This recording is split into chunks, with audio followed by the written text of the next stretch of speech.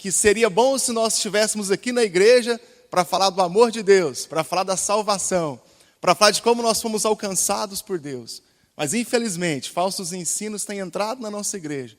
E nós precisamos aprender a lidar com todos, refutar todos.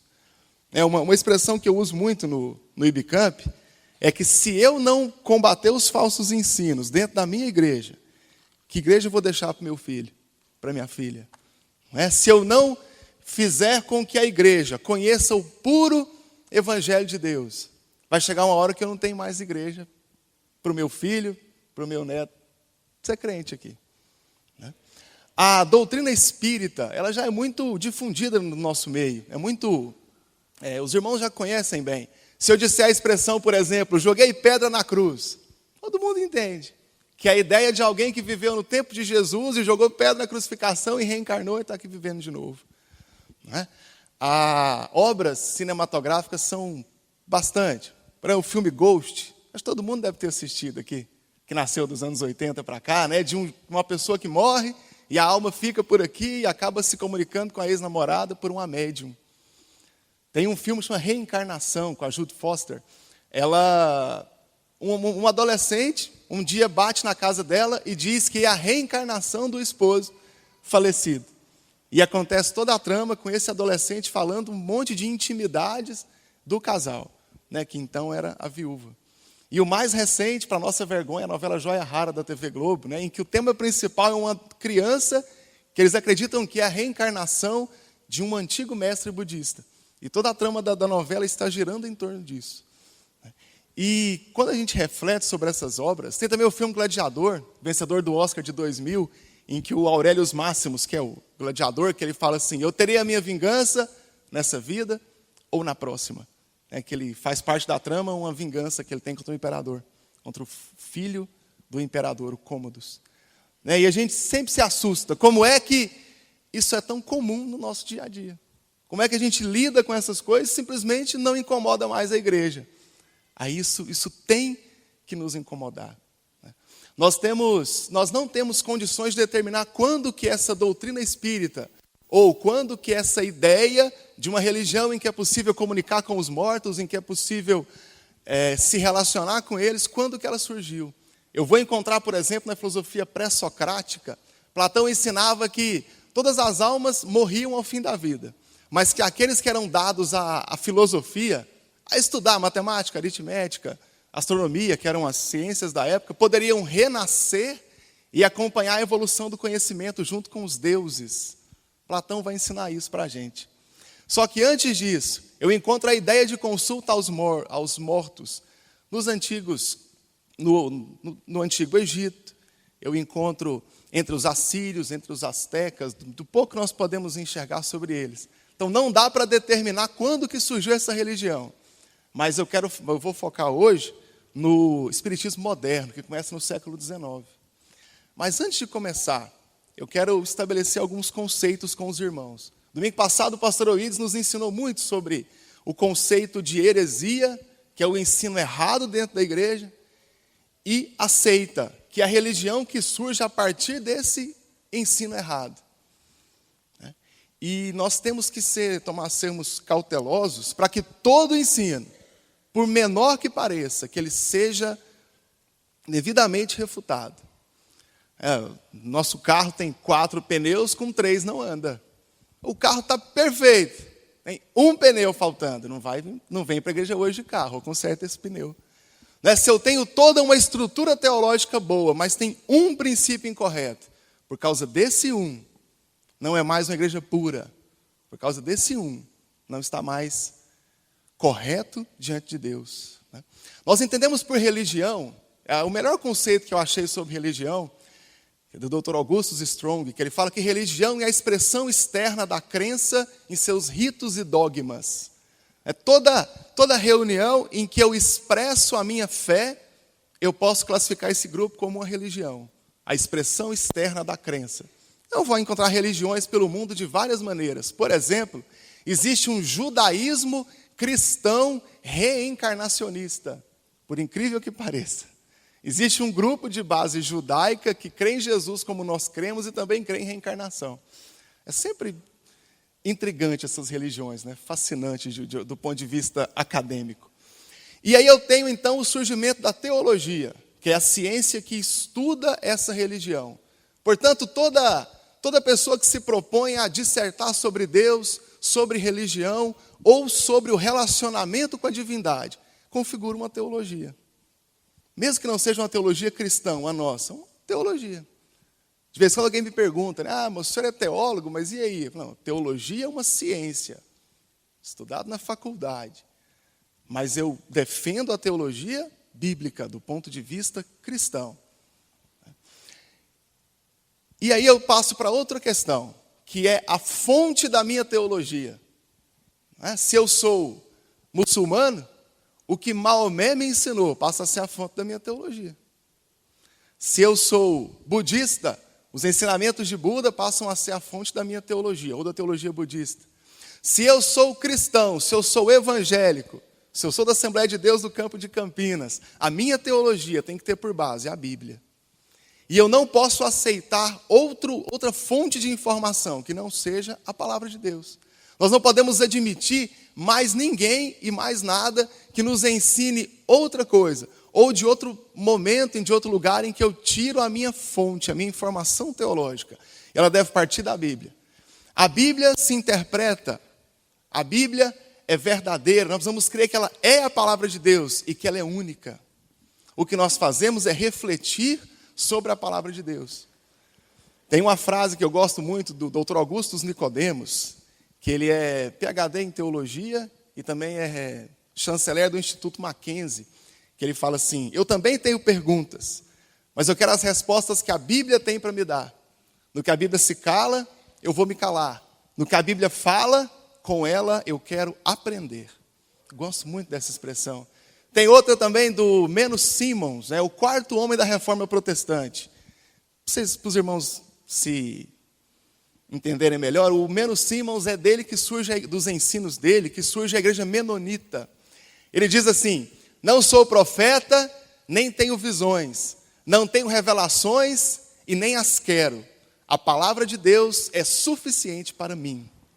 Isso eu também gosto. Porque todo o ensino, ele deve ser medido pela Bíblia, pela palavra de Deus. O que a palavra de Deus me ensina é a partir dela que eu faço a minha teologia. A partir dela que eu entendo o que Deus tem para mim. Os irmãos têm que ter isso muito claro na mente, de que é através da palavra de Deus que eu tenho conhecimento dele. É através da palavra de Deus, é através da Bíblia, que eu conheço o que Deus tem para mim, como Deus quer que eu me comporte. Todo o ensino deve passar pelo filtro da palavra de Deus. Toda doutrina tem que ser testada pela palavra de Deus. Me lembrei do Martinho Lutero, que ele fala assim, que toda doutrina que não provém das Escrituras deve ser imediatamente rejeitada, mesmo que ela faça chover milagres todos os dias. Então, mais uma vez, eles são claros de que a palavra de Deus, ela é única.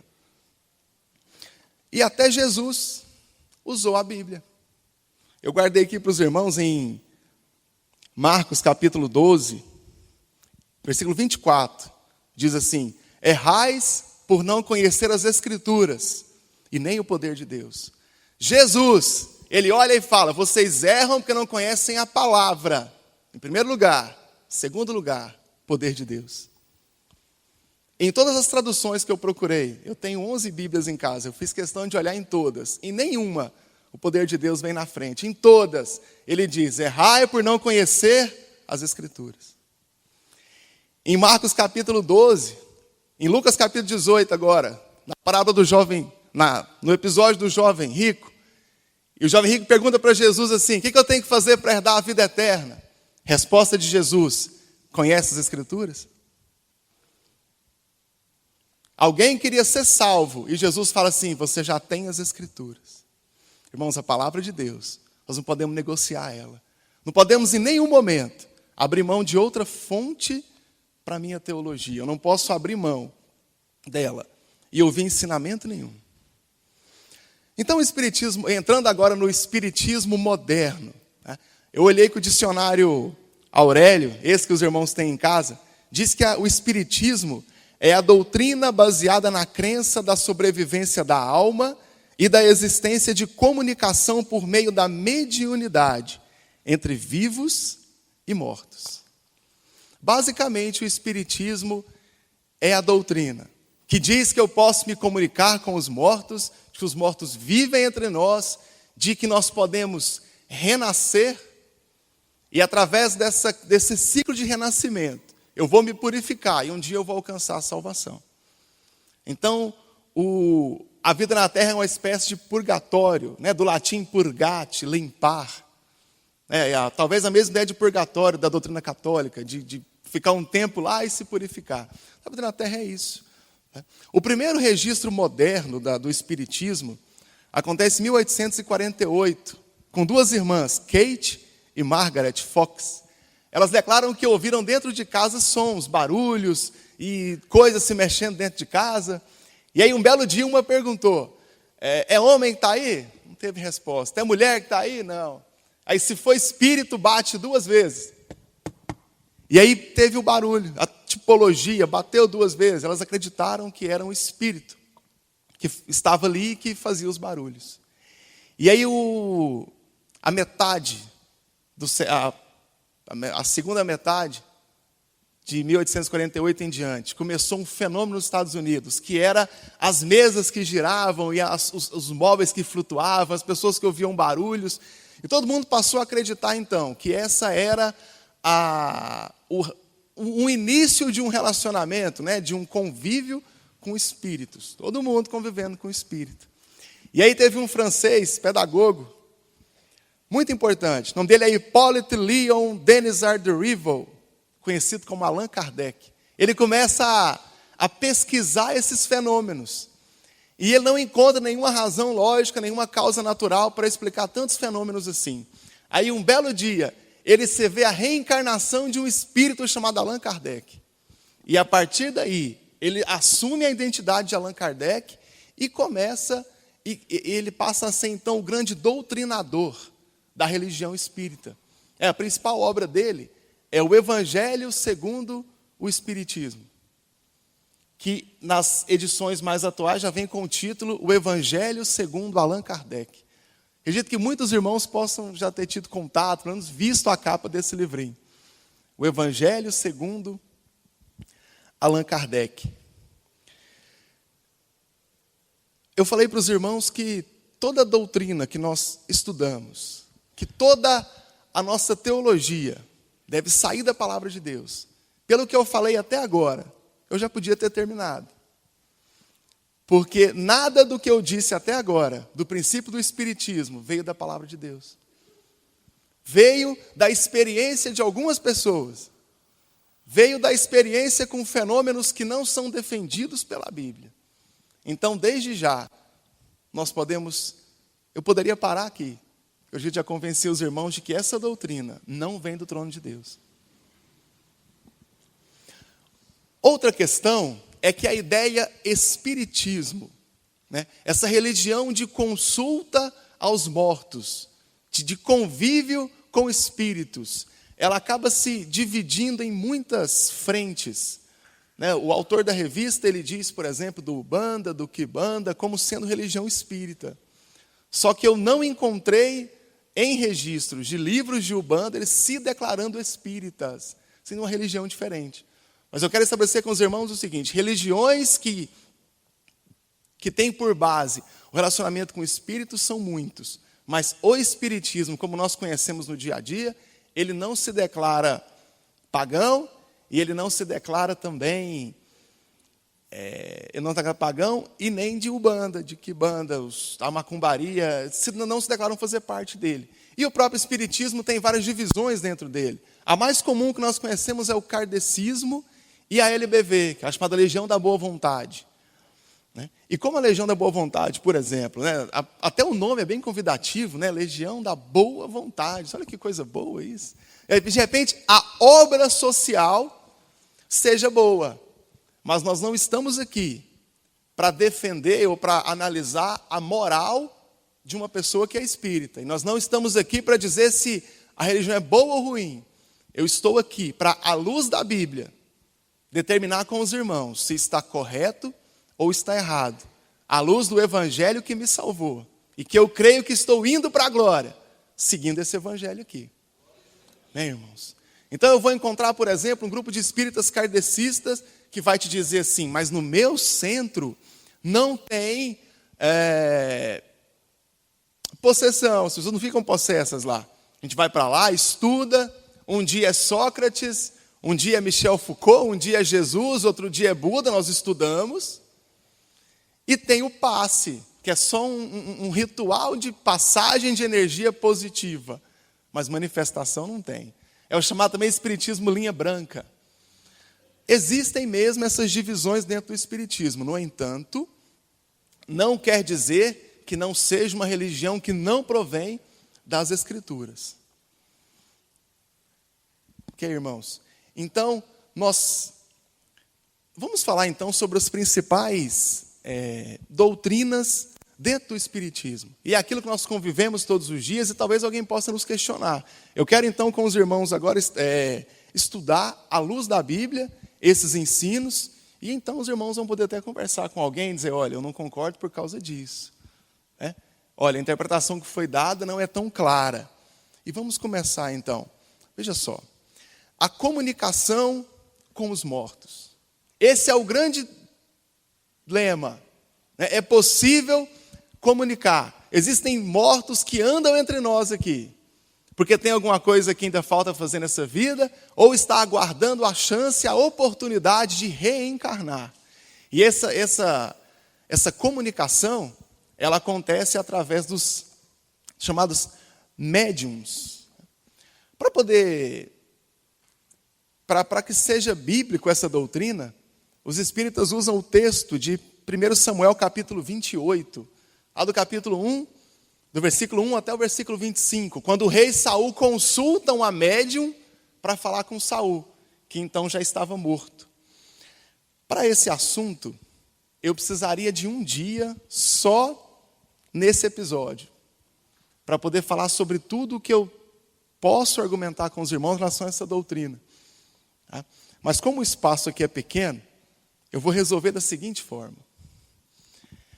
Esse texto inteiro, de 1 Samuel capítulo 28, do verso 1 até o 25, ele não está escrito na Bíblia para que se estabeleça uma doutrina em relação à necromancia. Se é certo ou se é errado se comunicar com os mortos. É simplesmente a narrativa de um evento que aconteceu com Saul, para dizer o quão baixo ele tinha chegado na sua vida espiritual, o seu grau de desespero, tanto que estava vergonhoso. E aí o autor coloca isso na Bíblia. Não para dizer que é certo, não para dizer que é errado, não para dizer que é possível, e nem para que se estabeleça uma doutrina, mas está lá contando o episódio.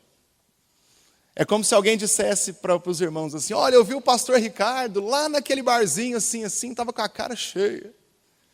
De repente o irmão não está te contando isso para defender se é certo ou errado o pastor frequentar um bar. Está te contando essa história para dizer o quão baixa a minha vida espiritual estava naquele momento. Os irmãos podem comparar como se fosse dessa forma. Outra questão, esse evento não tem paralelos com a Bíblia. Nós não temos nem antes e nem depois, mas ninguém fazendo isso. Eu não tenho isso defendido por nenhum dos profetas. Jesus não nos ensina a fazer isso. Não temos na igreja primitiva em Atos e nenhum dos apóstolos fazem isso no Novo Testamento e nem defendem essa doutrina. Na história da igreja, nós também não temos esse tipo de manifestação até agora. Não temos. A última questão. Se os irmãos puderem abrir a Bíblia comigo, lá no versículo 1 Samuel, capítulo 28. E o verso 14. Eu quero que os irmãos leiam na Bíblia de vocês, para que ninguém diga que a minha tradução que eu vou ler agora, que é a NVI, Nova Versão Internacional, tenha algo de mal traduzido aqui. 1 Samuel, capítulo 28.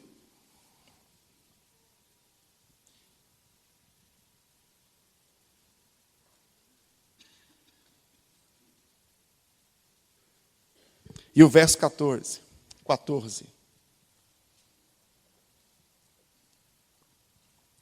Diz assim: e ele me perguntou, qual a aparência dele? E disse ela, um ancião vestindo um manto está subindo. Olhem atentamente para as Bíblias, irmãos. Então, Saul ficou sabendo que era Samuel. Tudo que eu falei aqui poderia ser resolvido só com essa frase. A mulher, a feiticeira, disse para o rei Saul: olha, eu vejo um velho, um ancião, um senhor, um vulto de um senhor vestido de capa. E Saul vai e fala assim: então é Samuel. O próprio Saul fala que é Samuel. Nem a feiticeira fala que é Samuel. E a feiticeira, então, na minha opinião, a Bíblia não fala isso, eu estou conjecturando com os irmãos. Ela fez o mesmo que os de hoje fazem, de quem lê mão. Chega para um adolescente de 16 anos de idade, louco para namorar, e fala assim: eis que te digo, filho meu, estou vendo uma mulher na sua frente. Aí ela fala assim, aí ele fala assim: é a fulana? É isso mesmo, é esse nome aí. Não é assim que acontece? Tem pessoa que fala que traz de volta o amor em 3 dias. A pessoa entra no consultório e ele fala assim: eu estou vendo que sua alma está angustiada. Uma pessoa que procura um curandeiro, em que o grande anúncio é: traga o seu amor de volta em 3 dias. Se essa pessoa não estiver angustiada, é um teólogo como eu tentando uma consulta lá para estudar a pessoa. É assim ou não? E aí eu acredito que a feiticeira fez o mesmo. Quando Saul falou, é Samuel, aí a feiticeira, opa, então vamos profetizar agora. Outra questão, e é um pouco mais, é um dos itens que eu precisaria de mais tempo, é porque a profecia que essa feiticeira fala, dizendo que é Saul, ela não acontece. Por exemplo, é declarado aí que Saul ia morrer no outro dia, não morre. Na profecia fala que todos os filhos de Saul vão morrer. Não morrem, 3 ficam vivos. Tanto é que tem um que Davi chama ele para o palácio, para dar honra para ele. Né? Na verdade, um filho de Jonatas, mas da linhagem dele fica vivo. 3 filhos de Saul permanecem vivos. Né? Outra questão, Samuel foi um profeta que foi um dos profetas que reafirmou que não era possível, não era permitido a comunicação com os mortos. Como é que o próprio Saul volta como fantasma para conversar com Saul? O próprio rei Saul tinha expulsado eles ao ouvir o que Samuel tinha ensinado. Outra questão é que minha Bíblia diz que Deus é o Deus dos vivos, não dos mortos. E se eu quero ouvir algo, se eu quero uma profecia, se eu quero a palavra de Deus, eu tenho ela aqui na minha mão. Os irmãos têm aí também. Preciso abrir a palavra de Deus, preciso conhecê-las. Mateus 12, 24, errai por não conhecer as Escrituras e nem o poder de Deus. O principal ponto da religião espírita, a principal doutrina, é a reencarnação.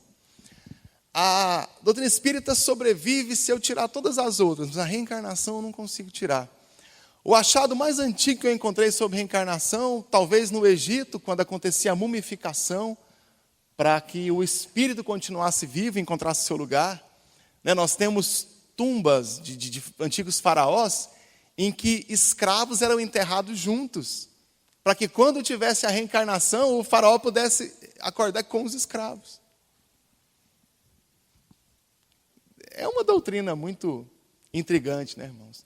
A reencarnação, já falei de Platão aqui, que ele pregava que aquele que estudava, que era mais inteligente, podia renascer para poder acompanhar a evolução do conhecimento e viver junto com os deuses um dia. E talvez Platão dissesse isso para explicar por que algumas pessoas são muito mais inteligentes que outras. Aqueles que são muito mais inteligentes são aqueles que já reencarnaram, né? Que já viveram um pouco, aprenderam, quando volta aprende de novo. É uma forma de explicar. Não é bíblico. Não sei se dá para ir para o céu pregando isso. Não, né, irmãos? Efésios capítulo 2, versículo 8, nós somos salvos pela graça, por meio da fé. E isso não vem de vós, é um dom de Deus. E que é a doutrina, então, da reencarnação. São 2 textos da Bíblia utilizados para defender a reencarnação dentro da Bíblia. Primeiro é Malaquias capítulo 4, versículo 5, quando diz o finalzinho do versículo assim: e eu vos enviarei o profeta Elias.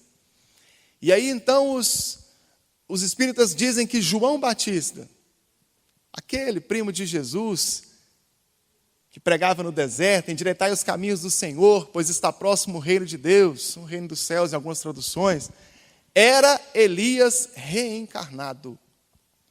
E aí fazem até algumas especulações, porque sobre a história de Elias nós não sabemos muito.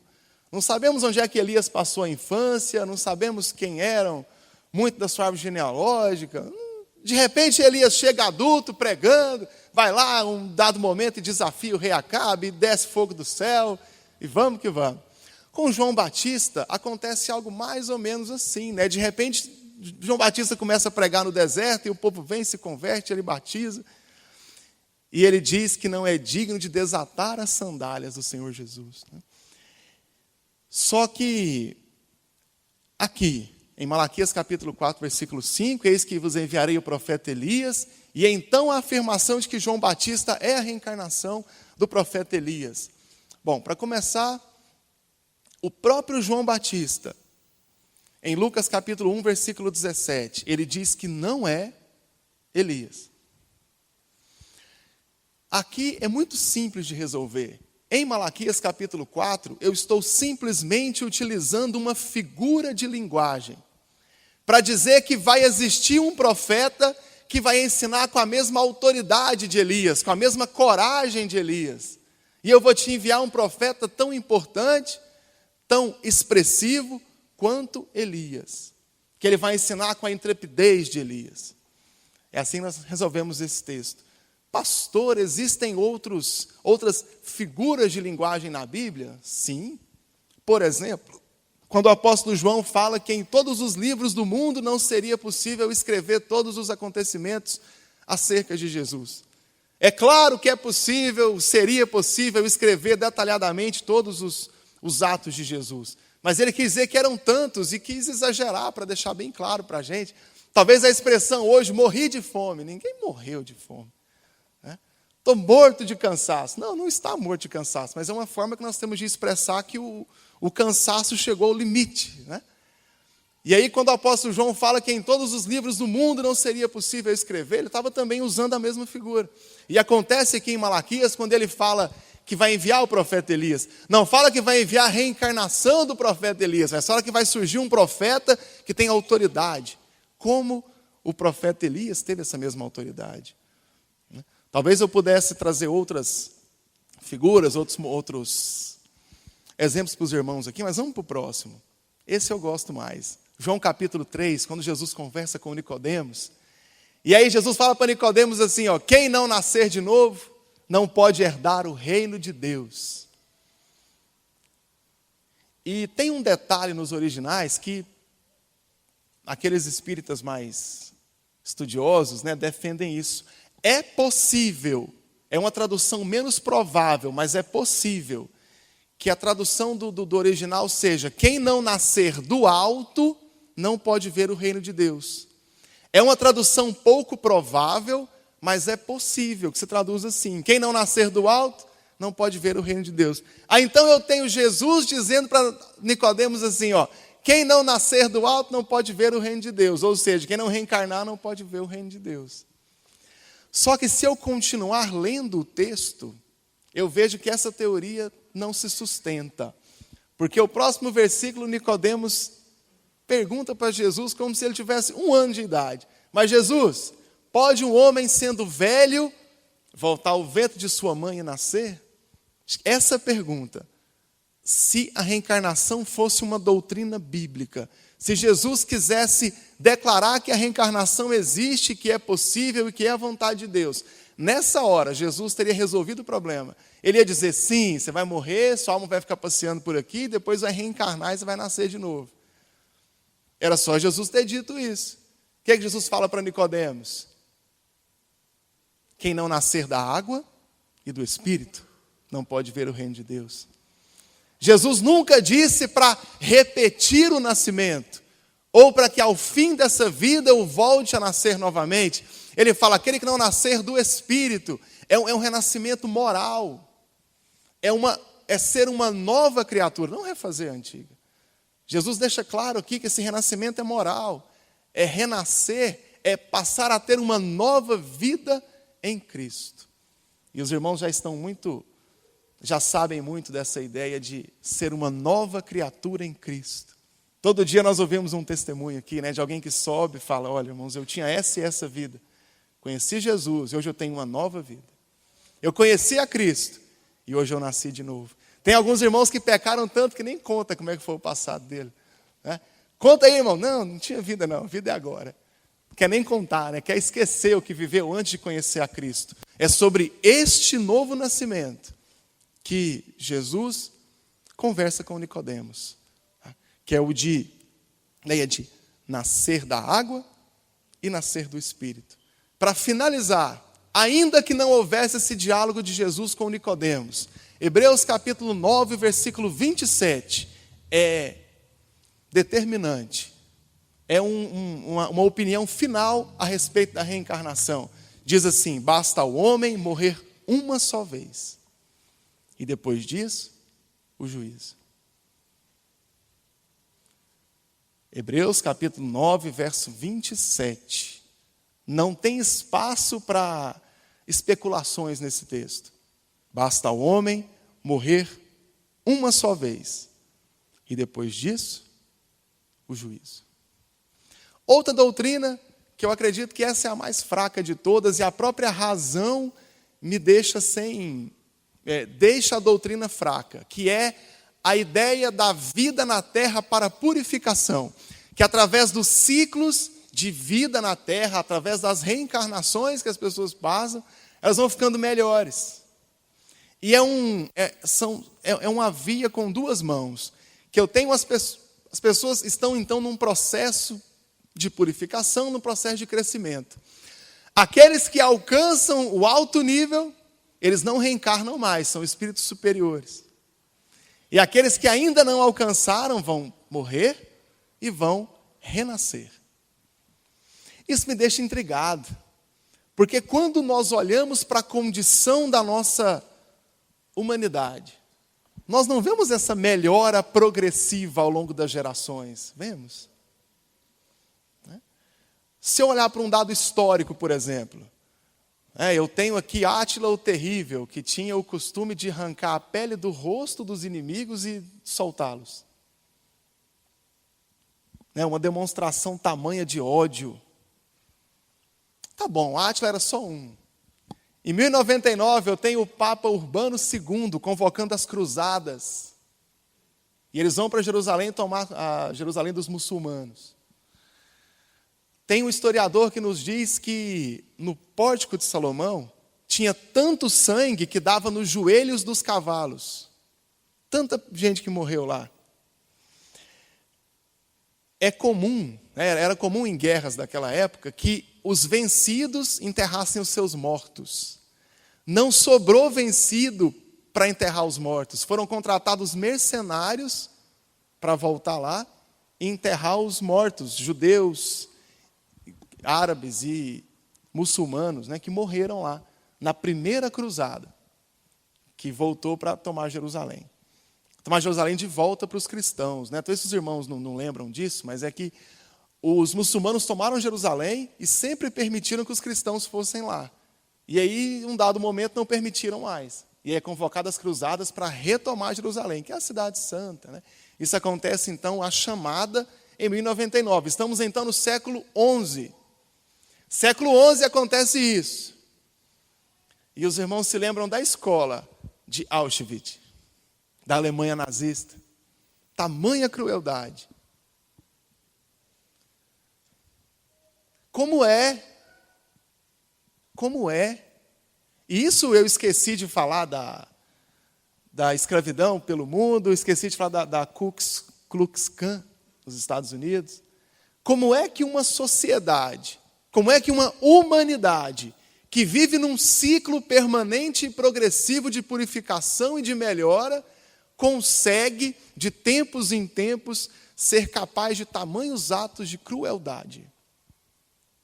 Essa doutrina, para mim, não se sustenta fazendo essa simples avaliação histórica de grandes acontecimentos da humanidade. Muitos que envergonham a nós mesmos, como as cruzadas foi liderada por cristãos.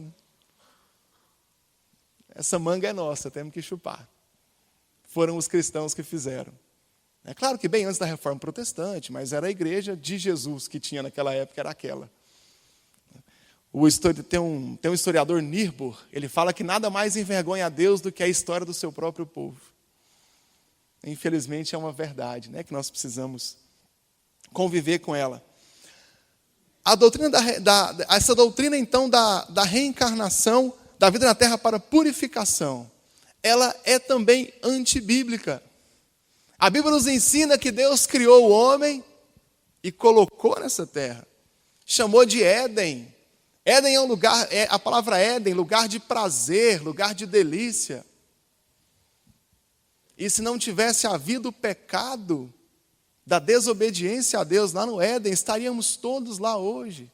Ao invés de 40 graus na sombra, 24 graus debaixo de sei lá, pensa numa fruta que os irmãos gostam aí, sentados tranquilos, nunca ter trabalhado na vida, sem precisar, conversando com Deus todo dia. No céu não tem que pagar IPTU, não é? Não tem que pagar IPVA, não tem lista de material escolar, e agora em janeiro a gente se preocupa com isso, né? Com essas despesas. Estaríamos todos lá. Deus criou a terra e viu que era bom. Se hoje existe uma doutrina que me ensina que viver nessa terra é para sofrimento, para purificação, eu estou dizendo que Deus fez uma terra ruim, que Deus fez uma terra má, para que eu seja punido com a necessidade de viver nela. E quando eu estiver puro o bastante, eu não vou mais viver aqui, eu vou virar uma alma superior e vou habitar com Deus. É outra doutrina que não é coerente com a palavra de Deus. Última questão sobre a purificação na terra. Se eu sou purificado pelos meus ciclos de reencarnação nessa terra, para que Jesus? Para que Jesus? Para que Jesus veio como homem? A Bíblia nos diz que ele se esvaziou da forma de Deus, se tornou semelhante aos homens. A Bíblia diz que ele padeceu as nossas necessidades, né? Isaías nos diz que o castigo que nos traz a paz estava sobre ele e pelas suas pisaduras fomos sarados. Se eu consigo me purificar sozinho, só de viver nesse mundo, para que Jesus? Qual o objetivo de Jesus nessa terra? Não precisa. Se existe uma doutrina que não entende Jesus como principal, eu tenho que correr dessa doutrina, porque na minha vida o principal é Jesus. Nada supera. Ninguém pode ser maior ou mais importante que Jesus. Quando eu olho para a Bíblia, irmãos, os livros do Antigo Testamento profetizam a vinda do Salvador. Todos os acontecimentos corroboram para que Jesus venha. Jesus vem nos evangelhos. E os livros do Novo Testamento, eles declaram, eles testificam que Jesus veio. A Bíblia tem Jesus no centro. Eu vou encontrar o apóstolo João dizer assim: eu não vim trazer um novo mandamento, vim trazer o antigo. Ou seja, vim trazer o de Jesus, porque Ele é supremo. Ele está sobre todas as coisas, aquele nome que é sobre todo nome, não é? A qual todos os joelhos vão se dobrar diante dele.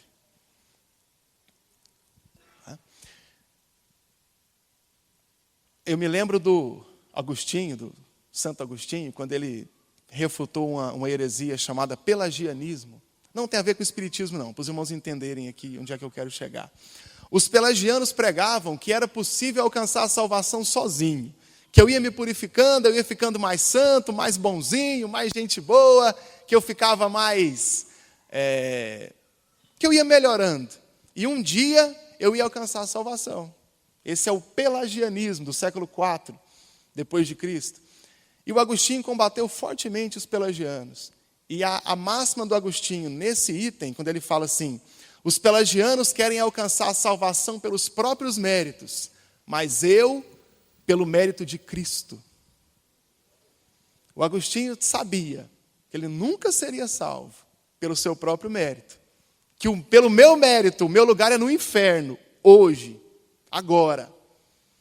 Mas pela graça de Deus eu fui salvo, porque Deus é misericordioso. Nós não podemos colocar outro fundamento senão esse. Quando uma doutrina tenta me ensinar que pelo meu próprio esforço eu vou alcançar a salvação, eu digo não. Pelo meu próprio esforço, o meu caminho é o do inferno. Pelo esforço de Cristo, o meu caminho é o céu. Pela salvação que eu recebi de Deus, o meu lugar é com o Pai um dia. Então não aceitem também este argumento espírita, de que a reencarnação existe para isso. Outro ponto é que o espiritismo é cristão. Eu tenho até dificuldade, quando eu tenho que fazer algum trabalho acadêmico, para determinar o que é cristianismo. Por exemplo, se eu digo simplesmente cristianismo, eu estou incluindo o judaísmo cristão, o catolicismo, os mormons, eu estou incluindo o espiritismo kardecista. Se eu digo cristão reformado, que aí então eu tiro a Igreja Católica, eu tiro o espiritismo, o judaísmo, mas eu também incluo os segmentos neopentecostais, que tem uma série de divergências com o que nós entendemos que é o cristianismo clássico. Eu tenho problemas com isso. Mas o espírito é cristão. Há uns 6 ou 8 meses, eu participei de um culto ecumênico, de uma formatura de psicologia. E eu falei, depois um representante espírita falou, e por último o padre falou. O espírita falou mais de Jesus do que eu. Ele usou a palavra Jesus mais vezes que eu, na minha oportunidade de falar. Só tem um problema com a doutrina espírita em relação a Jesus. Jesus não é Deus. Jesus não é o Filho de Deus que fez homem para morrer pelo seu e pelo meu pecado. Jesus é um cara gente boa, sábio, e no máximo um espírito superior, uma alma superior, pelo qual nós precisamos olhar para ele, porque como ele já é superior, então eu vou aprender com ele. Esse é o problema. Jesus não é o Filho de Deus. Jesus é simplesmente uma pessoa especial, e que de tão boa e que de tão grande, nós acabamos seguindo-o, e dele foi criada uma religião, que é então o cristianismo. Irmãos, não é a primeira vez que alguém tenta tirar de Jesus o que ele realmente é. Vou repetir, a base da nossa doutrina. Foi o sinal que tocou o nosso? Já acabou? Tem tanta coisa para falar aqui. Não vou tentar em 5 minutos, então. Que a base da nossa teologia, ela é Jesus. 2 casos, então, para os irmãos lembrarem. 320 depois de Cristo, um cara chamado Ário. Ele diz que Jesus foi o primeiro ser criado. Existiu Deus, Deus criou Jesus. E então criou o mundo. Ário dizia que Jesus não era o próprio Deus, que ele era o Filho de Deus, uma criatura, assim como eu e você, só criado depois. Ele não foi o primeiro. Tem um bispo de Frankfurt, isso é século 17, 18, não sei, entre o século 17 e 18. Ele fala que Jesus nunca foi Deus, mas que quando Jesus se batizou, ele se tornou filho de Deus por adoção. É o chamado adocionismo. Irmãos, existem pelo menos umas 10 teorias dessas de que Jesus nunca foi o Filho de Deus. O Espiritismo não é a primeira religião que nos diz que Jesus não é Deus. E nós não aceitamos esta ideia. Nós ainda ficamos com o sínodo de Nicéia, de 325, que ele fala que Jesus é o único Filho de Deus, criado, não gerado, consubstancial com o Pai, ou seja, mesma substância, o mesmo Deus. Lembramos da Bíblia, Jesus diz assim, Jesus diz que eu e o Pai somos um. Quem vê a mim, vê o Pai. Todas as coisas existem por meio dele. João capítulo 1, no princípio era o Verbo, e o Verbo era Deus. Versículos à frente. Nós não podemos aceitar, mais uma vez, nenhuma teoria que nos diz que Jesus não é Deus. O que é de nós sem Jesus, né, irmãos? Como é que nós somos salvos? Efésios capítulo 6, versículo 8. porque pela graça sois salvos por meio da fé, e isto não vem de vós, é um dom de Deus. Atos capítulo 4, versículo 12, não há salvação em nenhum outro, pois debaixo do céu não há nenhum outro nome dado aos homens, pela qual devemos ser salvos. Jonas capítulo 2, versículo 9, do Senhor vem a salvação. Para finalizar então, já que passa tão rápido esses 15 minutos, Gálatas capítulo 1, versículo 7, diz assim: algumas pessoas estão perturbando, querendo perverter o evangelho de Cristo, mas ainda que nós, ou um anjo do céu, pregue um evangelho diferente daquele que lhes pregamos, que seja amaldiçoado, que seja anátema. O apóstolo Paulo diz, em outras palavras, se eu pregar para vocês um evangelho diferente, por favor, me amaldiçoem. Vamos ficar de pé, irmãos? Vamos todos. Eu quero ler mais um versículo, mas com os irmãos de pé. Se até um anjo de Deus te pregar um evangelho diferente, amaldiçoa ele. Gálatas capítulo 1, versículos 7 e 8. Para finalizar, 1 Timóteo capítulo 4, versículo 1. O Espírito diz claramente que nos últimos dias, alguns abandonarão a fé, seguirão a espíritos enganadores e ensinamentos de demônios. Para mim, essa doutrina não é nada mais do que um ensino de espíritos malignos, do que uma doutrina que surgiu a partir de relacionamento com demônios, e tem pessoas seguindo-as. Nós não podemos aceitar isso para nós. Nós somos servos de Deus, filhos de Deus, não podemos admitir que uma doutrina que não vem das Escrituras faça parte das nossas vidas e da nossa família.